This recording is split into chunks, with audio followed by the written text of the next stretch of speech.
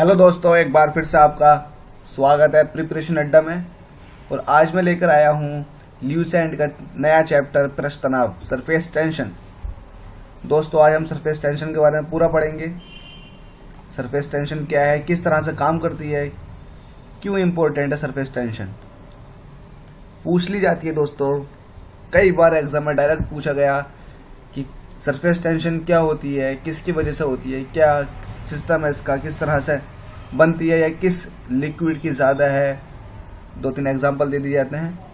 आज हम पूरा डिस्कस करेंगे सरफेस टेंशन के बारे में, ये है क्या। सरफेस टेंशन पढ़ने से पहले दोस्तों मैं आपको 2 तरह के फोर्स होते हैं लिक्विड के अंदर, एक कोहेसिव फोर्स, एक एडहेसिव फोर्स। इसको सबसे अच्छा एग्जाम्पल लेकर इसको समझने की कोशिश करते हैं।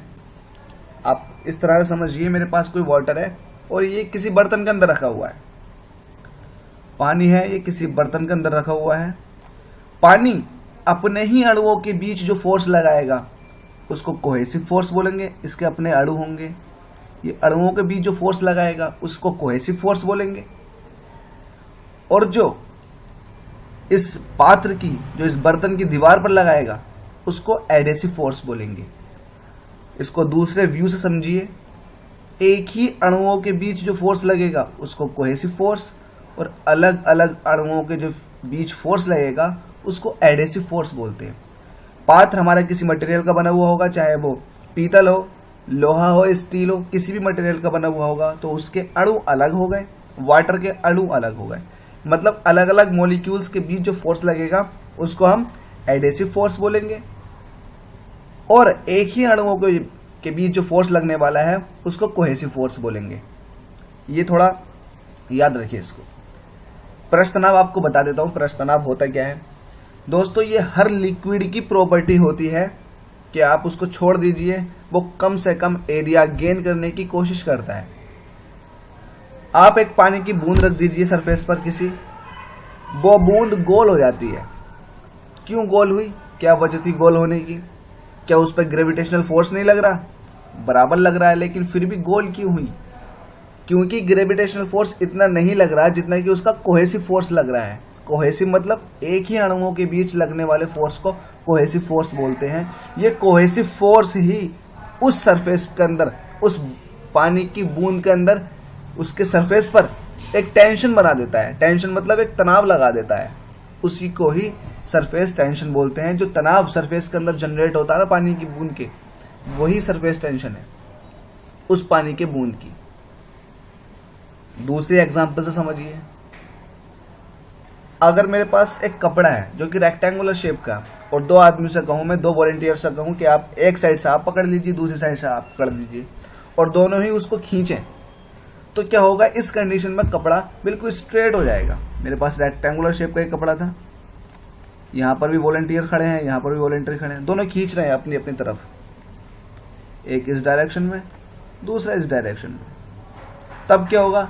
कपड़ा बिल्कुल स्ट्रेट हो जाएगा, बिल्कुल स्ट्रेट हो जाएगा। इसका मतलब अगर आप कोई भी ऑब्जेक्ट रखोगे या कोई भी कंपोनेंट आप इसके ऊपर रखोगे तो वो इतनी आसानी से कपड़े को नीचे नहीं दबाएगा।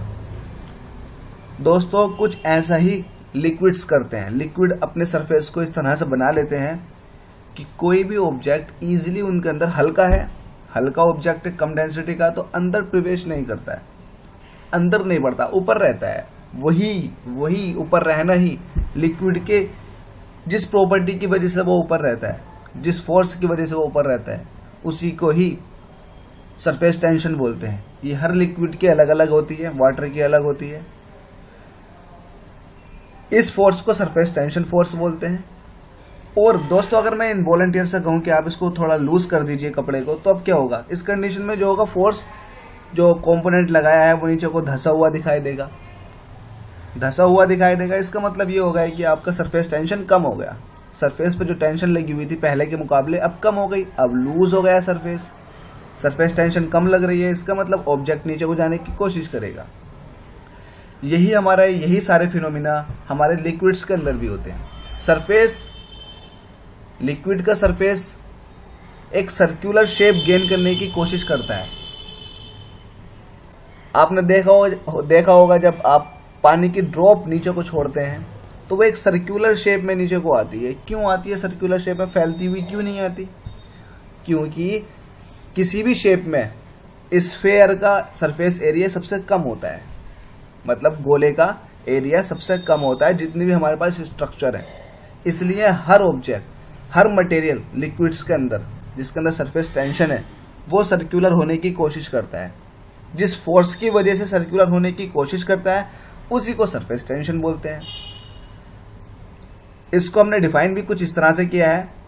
अगर मेरे पास कोई एक ऑब्जेक्ट है जिसकी कुछ लेंथ L है, पानी के ऊपर रखा हुआ है, उसके ऊपर जो फोर्स लगेगा, या आप ये कहें उस ऑब्जेक्ट की यूनिट लेंथ पर जो फोर्स लगेगा उसको सरफेस टेंशन बोलेंगे। अगर आप एनर्जी की टर्म में इसको डिफाइन करना चाहते हैं तो आप इस तरह से कहेंगे कि सरफेस टेंशन, किसी भी लिक्विड के अंदर सरफेस टेंशन होती है। अब उस लिक्विड के एरिया में मैं इंक्रीज करना चाह रहा हूं, उसका लिक्विड का एरिया इंक्रीज करना चाह रहा हूं जिसके अंदर सरफेस टेंशन है, तब आपको कितनी एनर्जी की जरूरत पड़ेगी? जितनी एनर्जी की जरूरत पड़ेगी, मतलब जितनी एनर्जी की जरूरत पड़ेगी वो आपके पृष्ठ तनाव के बराबर होगी, सरफेस टेंशन के बराबर होगी। नहीं समझ में आया? दोबारा समझ लीजिए। मेरे पास कोई एरिया है, सरफेस टेंशन वाला एरिया है, लिक्विड है, लिक्विड का कुछ सरफेस है जिसके अंदर कुछ टेंशन है। अब मैं चाह रहा हूं कि इसका सरफेस एरिया बढ़ा दूं, तो आप कितना सरफेस एरिया बढ़ा सकते हैं? आप उसकी सरफेस टेंशन के बराबर ही सरफेस एरिया बढ़ा सकते हैं। आपने सरफेस एरिया बढ़ाया मतलब सरफेस टेंशन को तोड़ा, सरफेस टेंशन को तोड़ा और आपने एरिया बढ़ा दिया, तो इसका मतलब ये हुआ ना, जितना आपने एरिया बढ़ाया, मतलब जितनी एरिया बढ़ाने में आपने एनर्जी दी वो आपकी सरफेस टेंशन के बराबर हुई ना हुई। यही है दोस्तों सरफेस टेंशन एनर्जी के टर्म में। उसका मात्रक जो होता है वो जूल पर मीटर स्क्वायर होता है। याद करने की विमाओं को या ये मात्रक को याद करने की खास जरूरत नहीं है, आप यहां से भी याद कर सकते हैं। न्यूटन पर मीटर था इसका, अगर मैं इसमें L से मल्टीप्लाई कर दूं, L से नीचे कर दूं तो न्यूटन मीटर को मैं जूल बोलता हूं, एनर्जी का मात्रक है न्यूटन मीटर, और ये क्या हो जाएगा metre square, joule per metre square. ज्यादा याद करने की जरूरत नहीं है विमाओं को। एक खास बात और है, हर लिक्विड का अपना क्रिटिकल टेम्परेचर होता है। क्रिटिकल टेम्परेचर ये वो टेम्परेचर होते हैं जहां पर लिक्विड की सरफेस टेंशन ही खत्म हो जाती है। हर लिक्विड का अपना अलग अलग क्रिटिकल टेम्परेचर है, वाटर का कुछ और है, और भी बहुत सारे लिक्विड्स हैं, तेल हैं, ऑयल्स हैं, सबका अपना अलग अलग है। क्रिटिकल टेम्परेचर वो टेम्परेचर होता है जहां पर पृष्ठ तनाव बिल्कुल खत्म हो जाता है, शून्य हो जाता है। जब पृष्ठ तनाव खत्म हो गया तो कोई भी चीज, हल्की भी चीज इसके ऊपर नहीं रुकेगी, नीचे को बढ़ जाएगी। दोस्तों कैपिलरी के बारे में पढ़ते हैं, इसको हिंदी में केश नली बोलते हैं। कैपिलरी, इसके बारे में आज पूरा डिस्कस करेंगे। कैपिलरी क्या होती है, किस तरह से कैपिलरी बनती है, क्या इसकी वर्किंग है और क्यों इसको यूज किया जाता है, कहाँ इसके एग्जाम्पल देखने को मिलते हैं, इसका बेसिक कॉन्सेप्ट अच्छे से समझ लेंगे। दोस्तों कैपिलरी ट्यूब मतलब केश नली, ये खोखली ट्यूब होती है, एक तरह से आप समझ लीजिए बहुत ही कम रेडियस का एक खोखला पाइप होता है जिसके अंदर लिक्विड चढ़ता है और उतरता भी है।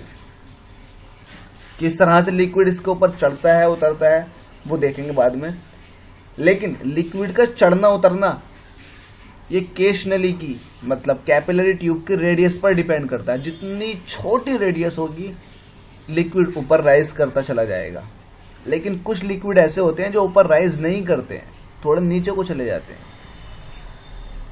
ऐसे कौन से लिक्विड है जो केश नली में ऊपर को चढ़ते हैं और ऐसे कौन से लिक्विड है जो ऊपर नहीं चढ़ते?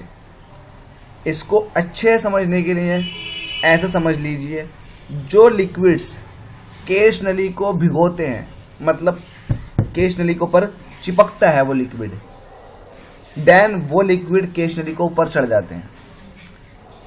जैसे कि मेरे पास एक केश नली है, केश नली का एक सरफेस है, मैंने काट ली केशनली बीच में से, मुझे इस तरह से कुछ पाइप दिखाई दिया।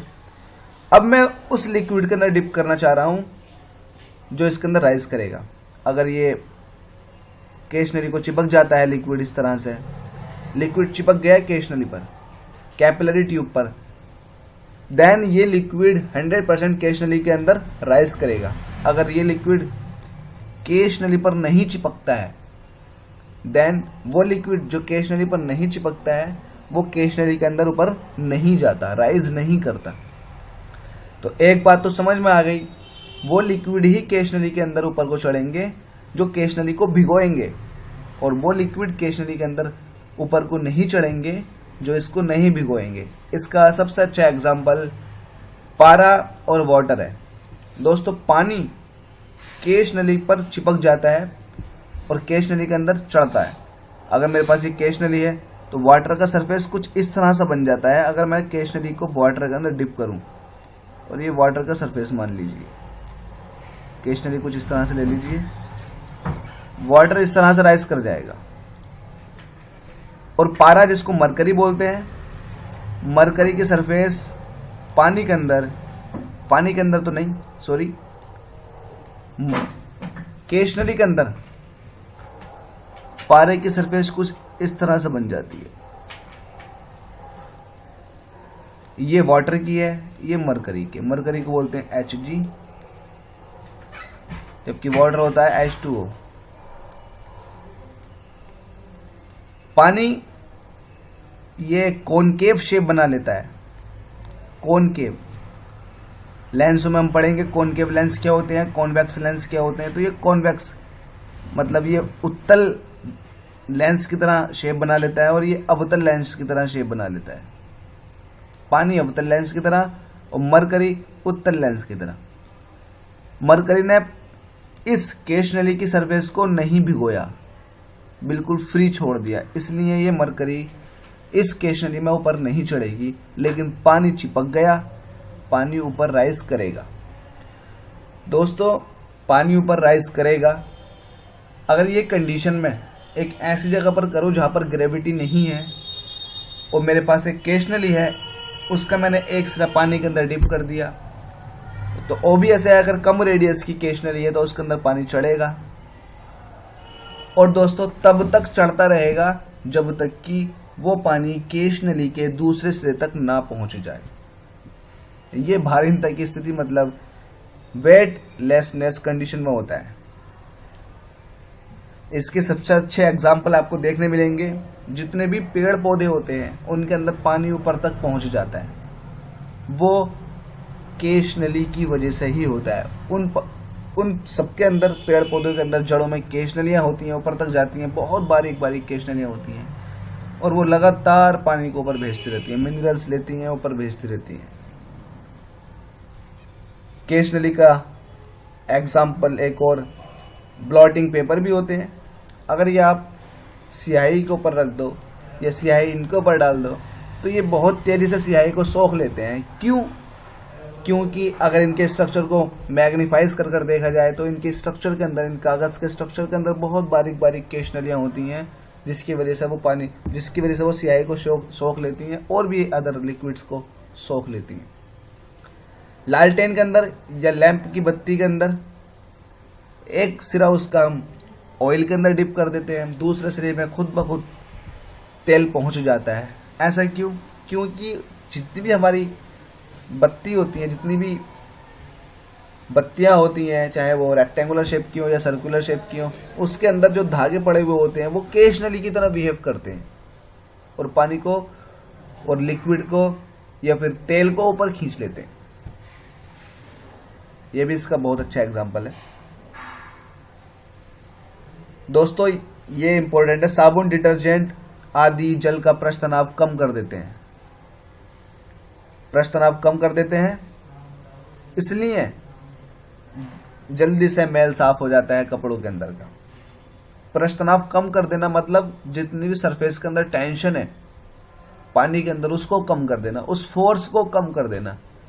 फोर्स कम हो जाएगा तो वो जल्दी से अंदर तक जाकर पहुंच जा सकता है, मतलब वही वाटर अंदर तक अटैक करेगा। कपड़ों के अंदर माइक्रो लेवल तक पहुंच जाएगा।